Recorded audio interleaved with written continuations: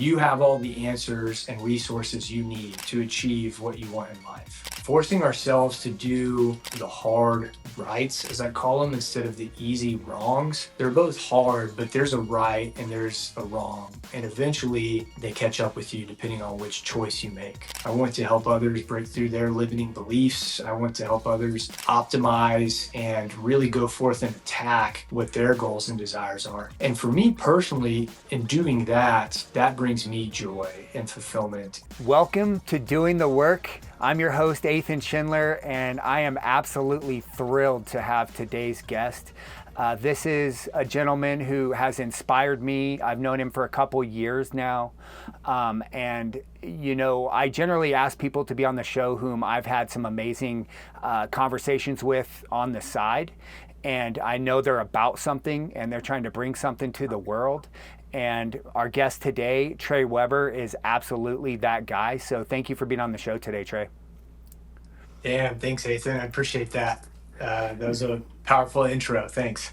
Yeah, you know, you're a guy who's into a lot of different things, and you're good at a lot of different things. And so I have so many questions to kind of dive into, and you're expanding and growing and evolving every single day because you're so, you know, involved. You're out there. You're doing the work. Perfect show for you to be on, and so I'm just pumped to kind of dive into who you are and what you're up to. Thanks for that. Yeah. I like the phrase, you know, jack of all trades, master of none. Maybe someday I'll be a master of something, but right now, you know, I'm still fairly young in the grand scheme of life. So I've just been really leaning into new activities, new ventures, and seeing what's there for me and what really resonates with me. Yeah, I think that's what life's all about, man. Like, you know, I like to call it taking the human curriculum. Actually, I didn't, that's not my phrase. I got that from Ram Dass from a book I read from him. But the human curriculum, you know, just experiencing the experience and not making it a whole lot more than that, you know? I like that. Yeah. I guess, well, I mean, we can dive into it. You know, I, through life's journey, have discovered that more than likely my interests are going to change, my community, surroundings, what I'm enjoying doing, what I'm not enjoying doing, all that's going to change over time. And I kind of welcome that at this point. I really have embraced change and leaned into it because I think that's allowed me to develop and grow, like you touched on. And as well, that's also brought me a closer mission set for myself and kind of what I'm working towards now currently. So it's actually perfect because, you know, my first question for you is you're a guy who comes across to me as I mentioned in your introduction, as someone who's about something. And I'm curious, do you have a defined, you said the word mission, I was going to say the word purpose. Do you have something that you've defined for yourself, something that kind of is a guiding light for you? Yeah, one thing that I've been really working to make a consistent part of my thoughts, a consistent part of my ethos, if you will, is leading with love. Through some of the work I've done in the last couple of years and redefining what my identity is, who I am, that's really spoken to me. And my mission, I think, is to help others. And for me personally, what that looks like is through coaching, helping others understand what their why is, what their purpose in life is. You know, you and I are both veterans, and for me specifically, the transition leaving the Army brought about a lot of change. You know, whether I wanted it or not, I was getting it. And I had to figure out what I'm doing with my life as a, gosh, when did I get out? You know, 26-year-old man at the time. Not a lot of people have a forced epiphany, if you will, or not a lot of people have to think about what they want to do that far into their life. The flip side, some people are way older and have to figure out what they want to do with their life due to circumstances maybe beyond their control. What we saw during the COVID epidemic was a lot of people had their tree shaken loose, right? And so what are you going to do with that? And we found and are still finding a lot of people are just awakening to understanding themselves better, and also asking the question, what brings me fulfillment? What brings me joy? Maybe it's not the 9 to 5 corporate career. Maybe it is, that's fine. But getting very clear and honing into that ethos, the values that each person has, all of those things is something that I personally went through discovering. And so now what I've found that brings me joy and fulfillment is helping others navigate that. Was there a moment or something or a series of events that kind of brought you to this realization? I mean, again, you and I are both veterans, and you aren't your typical veteran. You seem to have a higher order of thinking. You're a little more enlightened than, not to say that there are some amazing warriors out there who have depth and breadth and intellect. I mean, some of the most intelligent and deep people I've ever met are veterans, but for the most part, not the case. And I'm curious for you, and even since I've met you, I would say that I've noticed an evolution, right? A little bit of a deepening. So, is there something like an impetus for that? Is there something that's brought you to this, or could you tell us more about that? Yeah, there's a couple things that stand out to me. Firstly, you know, I have to give a lot of credit to my wife, Isabel, who, and I think she's been on this podcast before She as well. has. Yeah, she's amazing. Um, yeah. And, I guess I can kind of go a little bit back to my story, maybe even then, so I can backtrack just a little bit more. You know, I was in the Army from 2016 to 2020 over at then Fort Bragg, North Carolina. During that time, Isabel and I started dating while we were in college. And so I left for the Army. She went to pursue grad school and then got her doctoral in acupuncture in Austin, Texas. So we're apart from each other for about 3.5 years long distance across the country, which is pretty insane thinking about it. And at that time, we're together, but on different paths, really. She's focusing in her lane, I'm focusing in my lane. And we knew we wanted to be together. So we did our best to see each other every 1 to 3 months. Sometimes, we didn't see each other for a little over 6 months, I think, when I was deployed. Um, but we would FaceTime every night, we would stay together. Fast forward to when I exited the Army and moved back to Texas and moved in with her, we were completely different people at this point in time. And I had just kind of had my world flipped upside down. I didn't know who I was, didn't know what I was supposed to be doing. Meanwhile, Isabel knew exactly who she was and what she wanted to be doing, pursuing entrepreneurship with acupuncture, owning her own business, launching that, starting it as she finished school. And so, really, I leaned on her strongly, kind of as a rock, to both. She held a lot of space for me, but at the same time, she like kind of kicked me in the butt and was like, what are you going to do? What are you doing? In a nice way, right? But hey, you're not supposed to sleep 3 or 4 hours a night, wake up multiple times a night, and feel groggy all day. Hey, you're really closed off and not opening up to me or having discussions like a healthy relationship would. Little prompts like that, and it started to jog my thought process to where I was able to kind of have an awakening of like, maybe there's more to this. Maybe, something is wrong on my behalf. So I think right there, that was, um, like I said, a kick in the rear, to put it frankly, of for me to get out of kind of a victim mentality and start taking some control of whatever my life was going to be. Another couple areas where I was fortunate to work with some plant medicine facilitators here in Austin, that her and I absolutely love. They're really a part of our family. They were at our wedding. They're just great people. I was also fortunate to start meeting other folks, like yourself included, who have been a military vet, but for you, you have this other civilian life, owning a gym and businesses, and being active in that sense. I was able to meet other veterans as part of my transition and worked with that nonprofit that I volunteer with, Patrol Base Abate. And so I really just started to like lean into that. And it took me a couple years before I found some coaching training that Isabel had already gone through, and she eventually had me go through it as well. And while I was searching for meaning or purpose or rediscovering my identity over a couple years, going through this training honed me into exactly what I wanted to do within like a few days.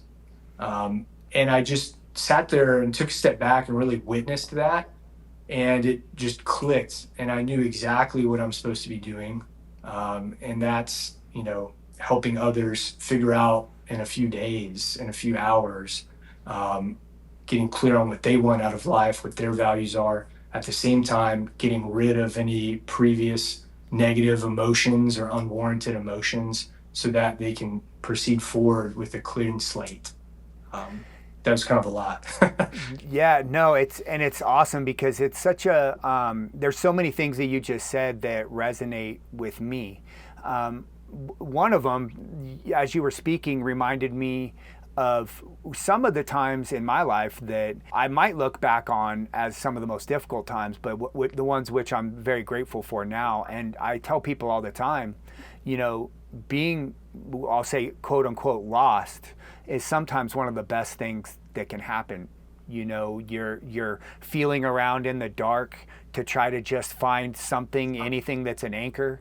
It really humbles you to, like you said, lean on your relationships and the people in your life. And one of the things that I want to be about in my life is meaningful community, meaningful relationships. And you seem to have, obviously with your partner, but also with other organizations that you became a part of, the nonprofit that you work with, and your coaching community, and like you said, the family that you created through your plant medicine providers, and now it's bringing you into the light, right? It's bringing you into that purpose, and so sometimes you needed that time, right? Yeah, 100%. And I like what you pulled out of the aspect of community and how huge that is. And for me, that's an ongoing process. It's not easy to necessarily depart from old friendships or old people that may no longer serve you.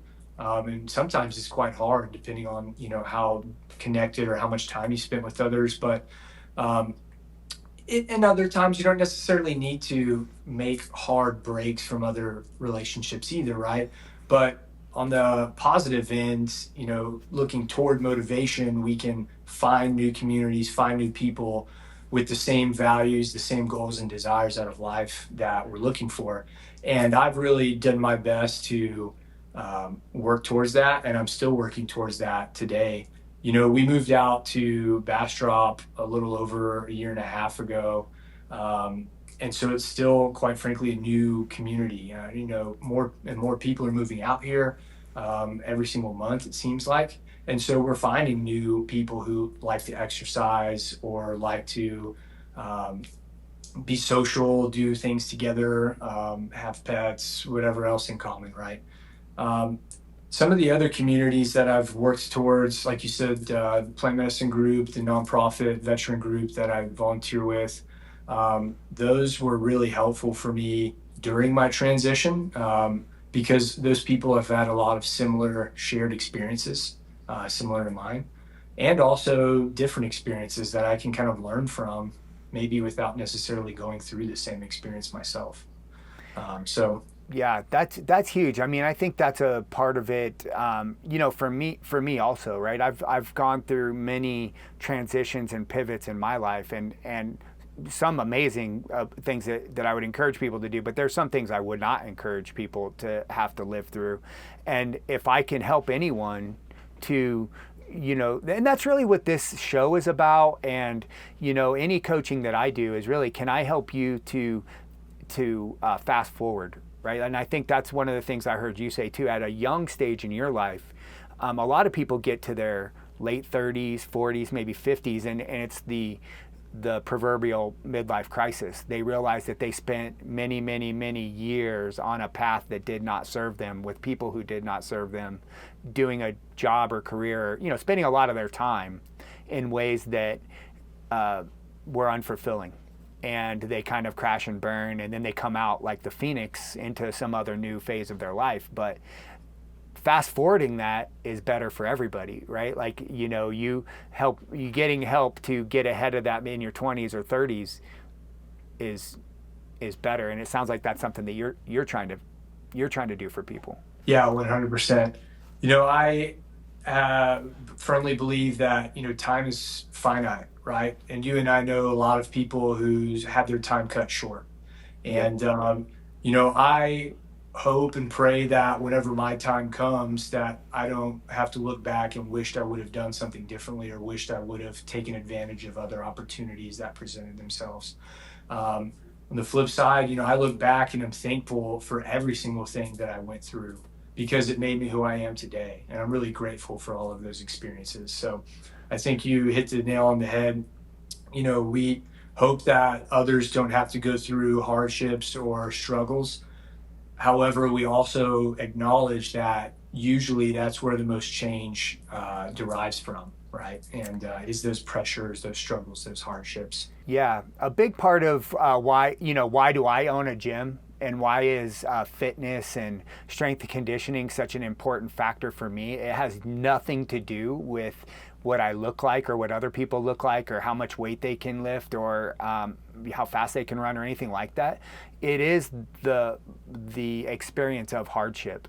For me, it has a couple lessons in life that I've seen you actually post recently about some things, right? Like choosing your hard and things like that. And that's what owning a gym is about for me, is about how can I get people sets and reps in life, enduring some like safe, some hardship with like a bit of a safety net that can teach them some things. And not everyone looks at the training that way, but that's truly why I continue to do it and continue to be in love with it. Yeah. Yeah, I love that. I've had some good experiences in some of those workout classes, and some really shitty times too. But I'm able to like step out of it mentally and say, man, you know what? I'm being better for this. I'm glad I'm doing this. I'm going to come out of it feeling better as well. Yeah, it's the mental and emotional experience of, and there's all these different lessons in there. It's like a workout that you hate. It's got all the different movements that you hate in there, or the vibe isn't right. The coach is rubbing you wrong. There's all these different things, which is a microcosm of life, right? And Yeah, you get to experience that in that 1 hour, that hour and a half, and there's growth there, you know. 100%.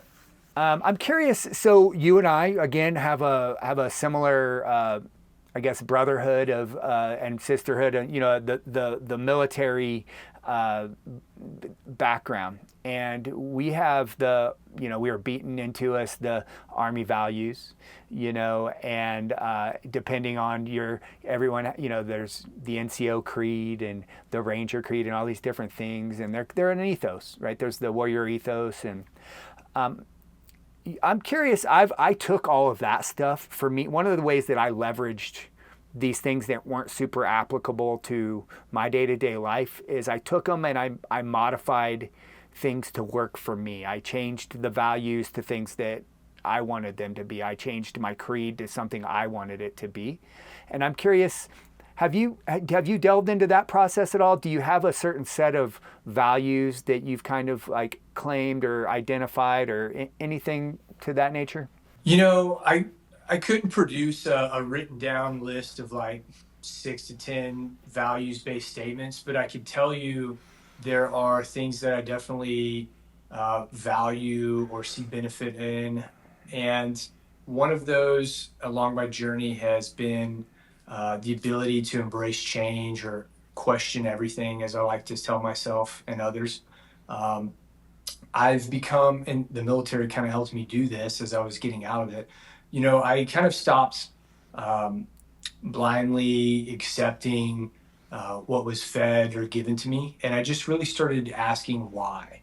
And I think that's especially important in this day and age, just with all the craziness on social media, the craziness on politics, or whatever else is going around in the world.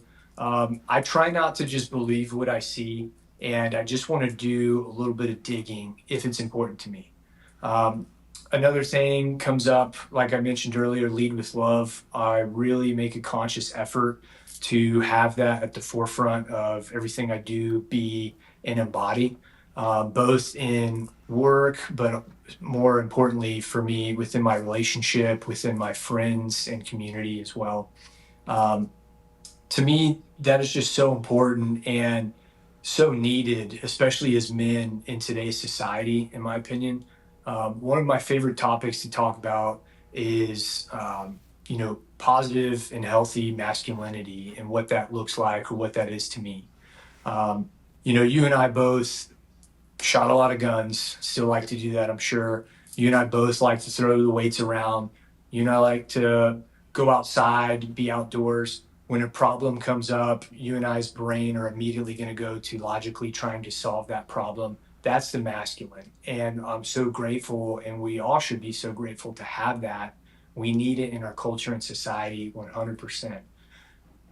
The opposite side of that, when the masculine comes home to their wife or partner or their friends or even other guys, we still need a space that we can take that armor off, right? When you came back from a mission, eventually you got to pull that kit off, drop your helmet, and be able to chill so you can deregulate and kind of come to a homeostasis, right?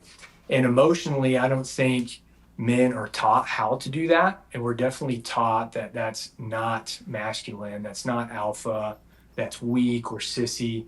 And 100%, I believe there's times that you need to be stoic or you need to be able to push the emotional aspect of it away, right? Again, that's a core function of the masculine. Go back to olden times when there was danger for the village. Go back today when there might be danger or craziness downtown. You need to be able to handle that situation.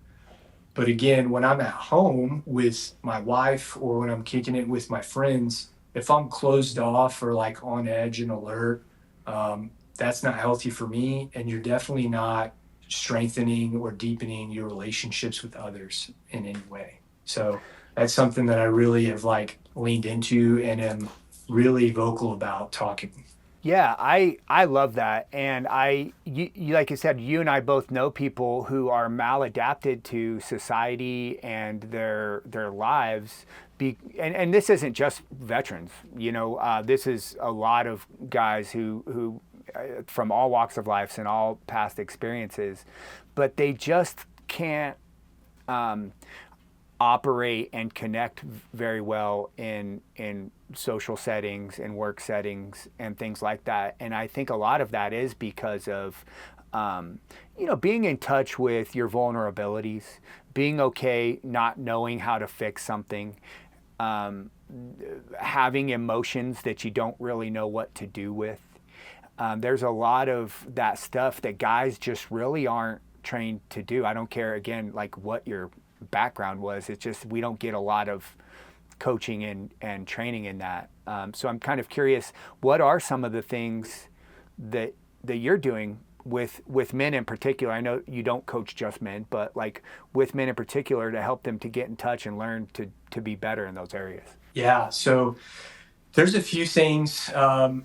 And it really just depends on where the person's at and what their activities include. For example, like if they're already active and doing things outside and regulating their bodily functions in that way, that's a great first step. For people who aren't exercising or do something active, whether it's walking or hiking, running or some type of martial art or CrossFit or whatever the case may be, one of my very first actions or homework for them is to figure out what they can do and then start taking action towards that in a physical sense. I really believe that out of everything you can do to improve your life, and God, there's so much of that, biohacking and eating and sleep and health and list goes on.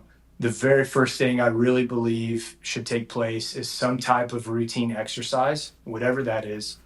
And really, what I've seen is a lot of the other things will kind of follow suit thereafter. Your sleep will improve, your body's ability to sweat and get rid of toxins will improve, your hormones will most likely improve, your community is going to improve. The list goes on, right? The side effects or consequences are positive in that sense.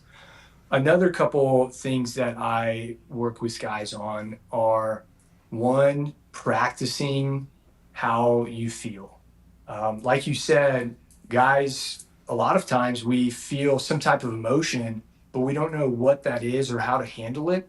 And then typically, men are going to have that come out through anger or an outlash or an outburst or outbreak, right?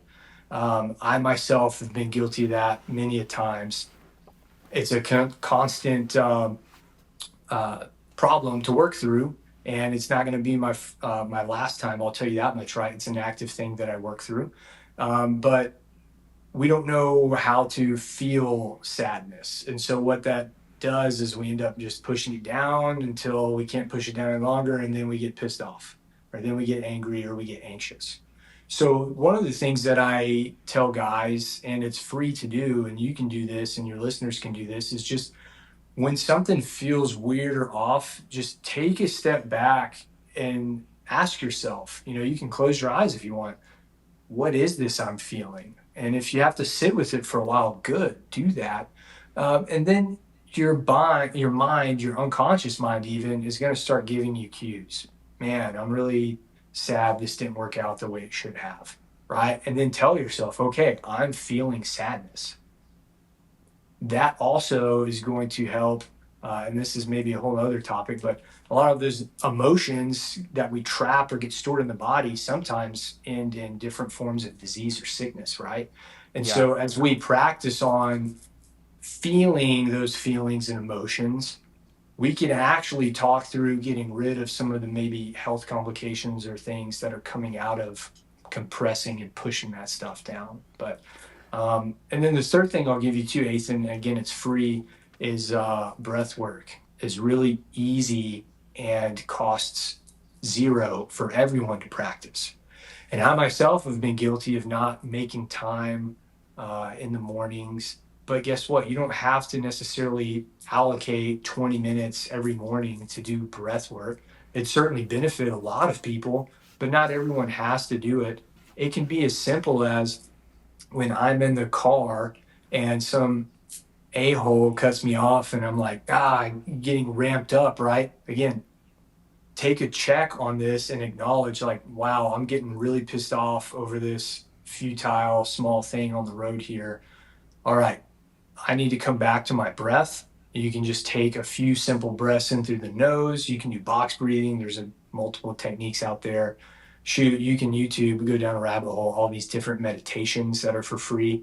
But again, something simple and free is I'll usually have folks do some type of box breathing. I usually like to start off coaching sessions this way. It's just the easiest way that you can kind of come back to center and help deregulate the body from heightened state of awareness or stress or anxiety and things like that. I think all three of those points are so poignant, and they're good because they're not, like you said, they're not ones that you would naturally gravitate towards, right? Like, there's maybe a lot, most people, they get stressed out, they get angry, they get hurt, whatever it is, they tend to use other things to help what they think is helping them.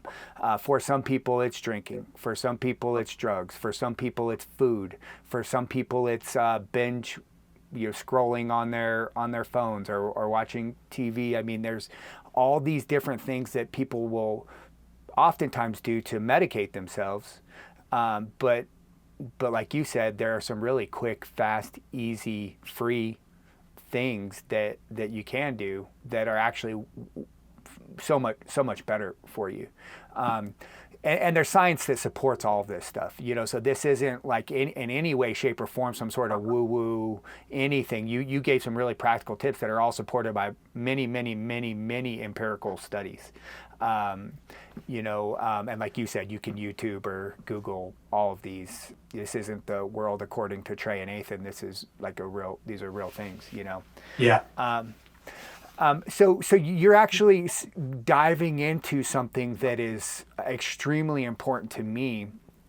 And so I have a 3-part purpose. We already talked about one, meaningful community. Another one is optimized habits or optimal habits.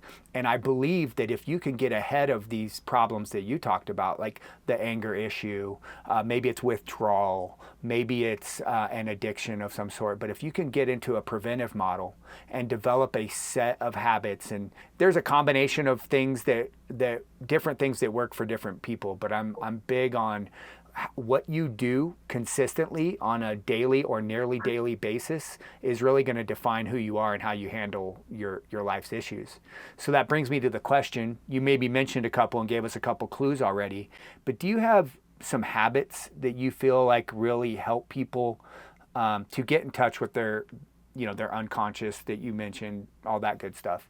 Yeah. So, um, I mean, there's all sorts of habits that we form, like you touched on. I've have uh, experimented with and practiced a few different habits just for my own health, for my own personal wellness and well-being.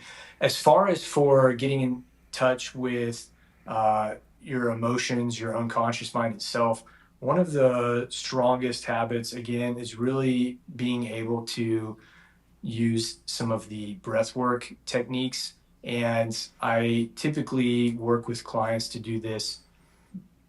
What I tell folks, and I think I've even shared this on some of my social media stuff, is like right now, you have all the answers and resources you need to achieve what you want in life. It's all in your unconscious mind. What you and I are speaking with currently is our conscious mind. And that's what we think to pay the bills. That's what we use to drive the car, to go to work, to handle all the tasks that we need to do every day is our conscious mind. But we need to form a connection and start to clear the barrier between our conscious mind and our unconscious mind. And when we can pull that barrier out and both of them are connected and synced with each other, then you're really honed in. You are like directing all of your energy into a clear beam, just pushing right towards your goals and desires in life and creating the life the way you want it. So that's what I usually work with a lot of our folks on, is just clearing out some of the stuff that's been in between or that may be kind of keeping you from your unconscious mind. Ultimately, like for the listeners right now, for yourself and I, the main overall summary is like, if you can just close your eyes, take a few deep breaths, and just ask your unconscious mind what you're wanting to know, it's there. And then you need to be able to just trust that. You need to be able to trust that what little seed is planted in your mind, that inner thought telling you, I feel sad right now. Okay, acknowledge that and accept that you are feeling sad. Okay, why am I feeling sad? Well, one of my best friends moved away and I haven't gotten to see them in a long time. Good. Now go freaking call them on the phone and tell them what's been going on in your life and like just take action towards that itself. And again, we all have these little thoughts throughout the day where someone pops into our mind, something comes up in the back of our mind. We don't necessarily listen to it because the logical mind is taking place, right? The conscious mind is taking place. So it takes practice, it takes reps, it takes, like you mentioned and asked about, habits to try and, again, be still and listen to your unconscious mind and then trust it and then take action towards that. But it is possible and it does help in my experience. Yeah, hearing you speak, it makes me think of almost like a computer, right? Computers have all these programs that run in the background, right? They make the computer do the things that the computer do. And sometimes you're working in a program like Word, or maybe you're on your email and that's the one that's in the front. That's like the one you're aware of.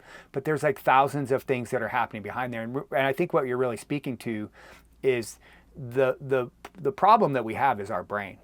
We have it's always racing, it's always going, it never stops, and it can create a lot of problems for us if we don't kind of get ahead of it and realize that the brain is just another organ in our body and we are something beyond the brain, and we can use our brain to our advantage, but sometimes it'll, you know like the movie Terminator, it'll just take over, right? And it'll start running its own programs and just kind of take you over, and you're not even you anymore. So I love this idea that you have about bringing the unconscious to the conscious, to make sure that you're checking in. You know what programs are running, and if nothing else, like you said, you don't always have to do anything. Like you mentioned, I've stopped.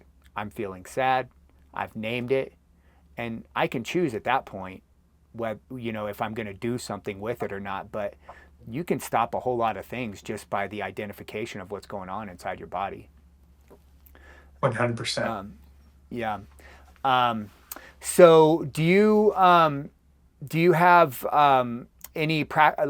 do any with this bringing to consciousness, you breath work is clearly one that's really important to you, kind of like checking, stopping, thinking. Do you do anything with journaling or anything that's kind of like, or anything that like takes it out and puts it in somewhere else? You know, I don't personally journal. I have before at specific events or specific functions, but I don't incorporate that in a routine part of my day to day. And a lot of people get benefit from doing that. I just haven't added that to my routine yet. Maybe I will Mm-hmm. in the future. Not closed off to it, but I just currently don't do that. I have a couple things that I do every single day that benefit me. One of those is, and fortunately, I have two very large dogs that help with this, but taking walks outside. I'm a remote worker and I work indoors most of the day, unless I'm out running errands or exercising or something like that. But even if I don't get an exercise in, I can bank on being outside either around the time of sunrise or around the time of sunset, walking my dogs. And you don't need dogs to do this, right? It's a really simple, free way to just leave the phone at home or, put it on do not disturb and just sit with your thoughts outside, getting fresh air regardless if it's hot and humid like it is right now in Central East Texas, or if it's freezing cold, or even if it's raining. My dogs don't care, and I'm going to be outside getting a walk in, usually twice a day, but at least once a day for me personally. And if it's by myself, that's wonderful. If it's with my wife, that's even better. And we just talk, whatever's going on that day, whatever we have going on the next day, next week, whatever's came up. And it's just a really good opportunity for me to either sit with my thoughts or talk one on one and kind of deload everything from the brain, like you touched on. Um, Yeah, that's the cool thing about all of it, right? Is there's just so many different ways to do it. yeah. Another thing I really liked is yeah, I went to some master level coaching training, I guess a month ago now, up in Utah.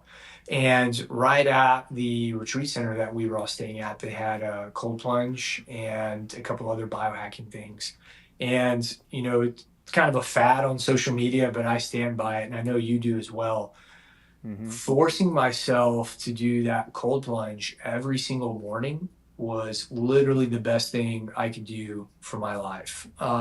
Just like doing something hard that I definitely did not want to do after waking up. I'm cozy, I'm warm, and I'm in the bed. And like getting into freezing cold water for 2, 3, sometimes 4 minutes, coming out of that, again, it's like a 5, 6 minute process in total, right? But after that, literally everything else the rest of the day was easy. I didn't think twice about making a sales call that I dread. I didn't think twice about um, making a social media reel or post that I didn't really want to do, maybe. I didn't think twice about completing some homework for that training or reading a book that wasn't calling to me, but I know I wanted to read for a long time. Like all that stuff just came easily and effortlessly because I'd already completed this hard project, this hard task that I didn't want to do in the morning. So I really stand by that. That brings me to the idea of neuroplasticity. And you had already mentioned plant medicines. And I know that for me, the reason why I do the cold plunge and deliberate heat exposure like saunas is because of the way that it makes my mind expand and stretch itself, and you can't do anything but be present. And I'm kind of curious, do you have I mean, it's hard to explain why cold plunging works, right? Or plant medicines work, But do you have any thoughts or like any, kind of insights on that? Yeah, 100%. Um, for a lot of guys like in the logical brain and a lot of people too who maybe are new or curious about it, we've got some of the science on it, thankfully, right? So I can tell you it reduces inflammation. I can tell you it helps blood flow. I can tell you it's going to aid your recovery. Like there's statistical data that peer-reviewed journals back. Um, so there's that aspect of it. To your point, like the kind of harder to explain portion of it, like you were talking about your neuroplasticity and why does it make us um, accomplish difficult things more easily and effortlessly on the backside. I think that our minds have what's it called? I think the portion of the brain that reacts to fear is the amygdala, and that served a huge purpose 1,000 years ago when we had to escape large cats in the jungle, or we had to hunt and find food to survive. Fast forward to today in September of 2024, honestly, our lives are not that difficult.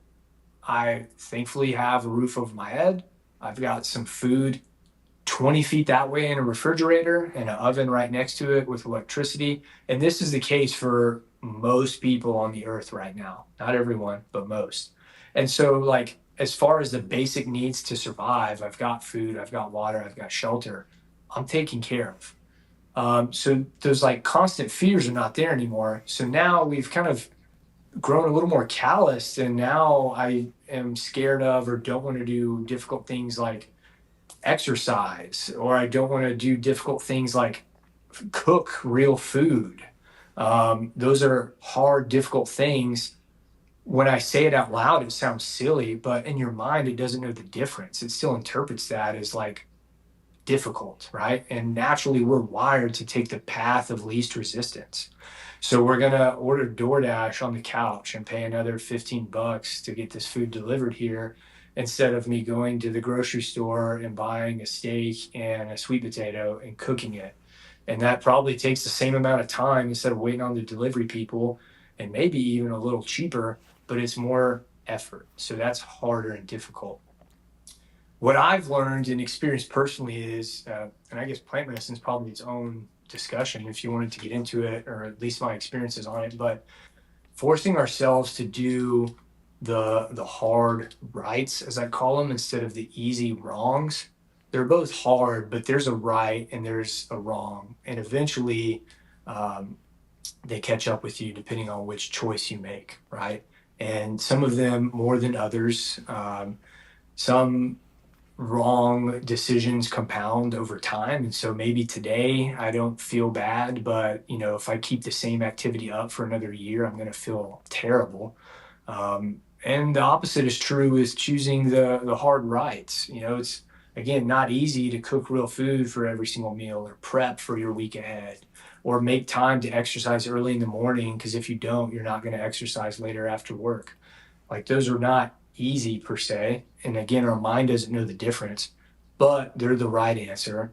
And deep down, it's the right answer. So creating some type of discipline and eventually, once you get into a pattern, a rhythm, or a habit of doing the hard rights, they become easy, right? It actually becomes hard to go and eat or binge on junk food because you get used to feeling optimal and healthy and well. And so now, man, I'm not going to go do brunch and binge drink all Sunday. Like, I'm going to feel like dog shit. I'm going to waste a whole day of my life doing this simple guilty pleasure, perhaps. And again, I'm not perfect and I don't claim to be. I definitely like a double cheeseburger sometimes, and I enjoy a Same. nice glass of bourbon, as you know. But again, it just comes back to perspective. Like, I certainly don't make those a habit or routine either. Yeah, I think hearing you speak reminded me of the challenges of the modern man, right? Back in the hunter gatherer days, way back long, long, long ago, we didn't have all these options. I mean, we are blessed to live in a time of abundance and modernization, and I firmly believe that it's truly uh, the the problem in a lot of ways, because like you said, there's everything's at my fingertips, everything's so easy. So like when you think about the hierarchy of needs, all those basic needs are really taken care of for us. Like you said, there's very few people on this planet who don't have a roof over their head and access to some sort of food, whether whether it's a lot of food or not. Which kind of brings me to the challenge that I think you'll deal with as a coach, and it's certainly something that I've dealt with personally for myself and trying to help other people, is getting people to the higher rungs of Maslow's needs, getting up all the way to that pinnacle of self-actualization, because it's so comfy down at the bottom of the pyramid. You don't really need to work for anything. Um, and it really just brings me to the question for you. What do you see as I know you're working towards it, but what do you love, and what do you see as like the ultimate way of being in your life? What do you kind of see in your future as like your fully expressed, actualized, fulfilled self? Wow. Um, I've got a few material goals. Like, long term, I want to own a ranch and just be fully out there with no neighbor in sight. That's been a lifelong ambition of mine, and kind of aligns with, being outdoors and having a deeper family for me, but being a little more self-sufficient and just kind of living off the land in that sense. Like, those are some goals that I have personally. As far as, again, kind of greater sense of like fulfillment and purpose and intention, I really want to help others better and progress their life through finding their true why, through getting rid of any negative, unwarranted stuff that maybe they're holding on to. I want to help others break through their limiting beliefs. I want to help others optimize and really go forth and attack what their goals and desires are. And for me personally, in doing that, that brings me joy and fulfillment. And ultimately, as you know, as a business owner, in doing that, there's a monetary exchange, and both parties walk away, you know, with their own end of the deal. And so, in doing so, I think and I want and I'm working towards building a full time career where I can be successful doing that. Eventually, I've got higher level goals of doing some of that specifically outdoors, where we can do guided retreats, taking guys and gals out to the woods off grid and doing some of the same work, but out in nature, where there's just ample additional benefits of being grounded and away from all the chaos that civilization brings us on the day to day. So those are kind of some lifelong ambitions and ways and places I'm working towards. What do you see that it's going to take to get you there? Like, what's the next step for you? Yeah, currently I am just really figuring out and learning sales. That's something that's really new to me. So I've been working on that, which really, I'm not scared of it, but it's just a matter of getting reps in, as you very well know. And so I'm just continuing to put myself out there via social media. I've had some responses and interactions that way. And also just sharing like what we're doing right now, my passions, my calling, what I think and what I've experienced, and that's resonating with others. And so in doing so, I'll give myself a plug right now. I like working on a very personal level, and I think it's important for people to vet and choose a coach that works best for them or really aligns with their values or goals as well.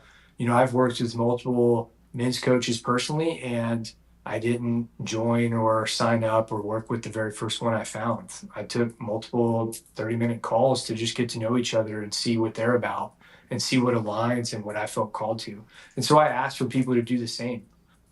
Whether people have specific goals they already want to work on, or whether or not again, they just have something in their unconscious mind that's telling them, there's something else, there's something more, or you're meant for more. Um, in those areas, I 100% recommend working with a coach who's familiar on how to handle that. And whether that's me, beautiful, whether that's someone else, I know many others that I could recommend too. So, Everybody needs a coach. I don't care who you are. Everybody needs a mentor. Everybody needs a coach. Everybody needs someone they can go to for advice and wisdom and guidance and grounding and all those things. And I think something that I'm very aware of for you is that when you feel called to something and you really love something, it's not hard to sell it, right? Like you're always talking about it, you're always putting it into the world. People are naturally drawn to you when you're operating in your sphere of excellence, like what you are just like supposed to be doing. It all comes to you naturally and easily. So, and you've been doing such an amazing job of that. It's like when I witness you in the world, it's like, oh yeah, obviously this is what he's doing. This is what he's supposed to be doing. So I think people are just going to flow to you, man. How do people find you? I guess it's a good point. Probably a good time to bring the conversation to a close. Tell people how they can reach out to you and have a conversation with you. sure. Right now, you can find me primarily on Instagram at Trey underscore Weber underscore. Um, I'm sure we could probably like drop that somewhere in a comment or in the Yeah. details or whatever. Just DM me there. It's a public page. I've shared a couple different videos and reels and just some of these small excerpts or thoughts. I like to be thought provoking. I like to be a little bit triggering with the words I use because I think that's what gets people thinking, hopefully. Me personally, uh, it was a Carl Jung quote. I think I shared that, you know, in summary, you can learn the most about yourself by thinking and sitting with your triggers, right? Whatever triggers you, there's probably something to that. And so I ask people to ask why. Why did this trigger me? Why do I get upset or outraged at this? And you can start to understand more about yourself in doing so.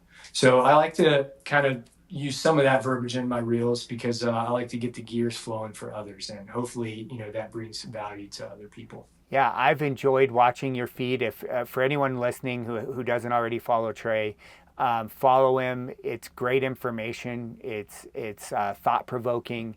It's helpful. And like I said, I think that if nothing else, people following you, they're just going to get that information from what you're putting out into the world.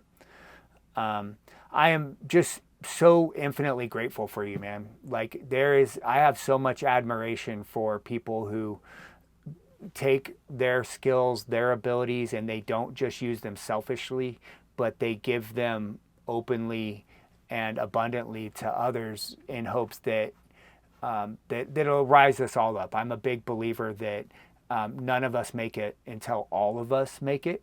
And that means that there's just a ton of work in this world to be done. So I'm just grateful for how you're showing up, man. Appreciate that. Yeah, I definitely believe that. I think um, just on that, some final notes. You touched on none of us make it if we all make it. I think one of the beautiful things about traveling out of country, or especially you and I have probably been to some less favorable places in the world, and you realize that no matter if you're in the desert of the Middle East or here in Texas in the USA, like we're all just humans and we're all just trying to take care of our families and provide for them or do what's right for that, right? And there's that human effort of it. And so that leads me into, like you also touched upon, giving back and not necessarily for monetary gain, but just volunteering and just generally being helpful and helping others. And I get a ton of joy and fulfillment out of doing that. And really, all humans do, whether you do it or not today, eventually you'd benefit from doing so in some way, shape, or form. I personally felt the calling to and volunteer free time with that veteran nonprofit, Patrol Base Abate. I've been leading the Austin chapter for a little over 2 years now, and just bringing vets of all different MOSs, all different branches together to form a community. And it's really been beautiful for me. My monetary gain is just seeing other vets connect and build community, just seeing people with similar backgrounds from different places around the world come together and start shooting the shit or telling stories or just rekindling old connections and relations in that sense. And that's what I benefit from it. And then I know others are getting a lot of value out of doing the same. So that really fills me up in that sense. So I kind of a call to action to others as well, like whatever that may be for you. Um, Explore different options to volunteer or find something in your life where you could kind of give back to others in that sense, not for monetary gain, but just because it's the right thing. And you'll start to benefit in a secondary form of personal fulfillment and a little bit of that mission mindset too. I'm a big believer that everybody needs a cause. Everybody needs a mission, something that they do that, like you said, that's not for money. It's not for anything else. It's because you care about this particular issue. And for some people, it's animals. And for some people, it's homelessness. And some people, it's veterans. I mean, there's just an infinite number of causes out there and people who need support. And if you don't have a cause and if you're not out there volunteering, you're missing, you're also missing giving to yourself through that process. You're missing raising your own vibration, raising your own optimization. So it's not a completely selfless act. There you gain from it as well. For sure. Very well said. Well, awesome, man. Thank you so much for being on the show. I know that people are going to listen to this show and just get so many nuggets, so many great bits of information that's going to help move them forward. So thank you so much. And I look forward to talking to you again in the future. Thanks, Nathan. It was a pleasure. I'm honored and very grateful for coming on your show and glad that we could connect, brother. Take care, man. Absolutely.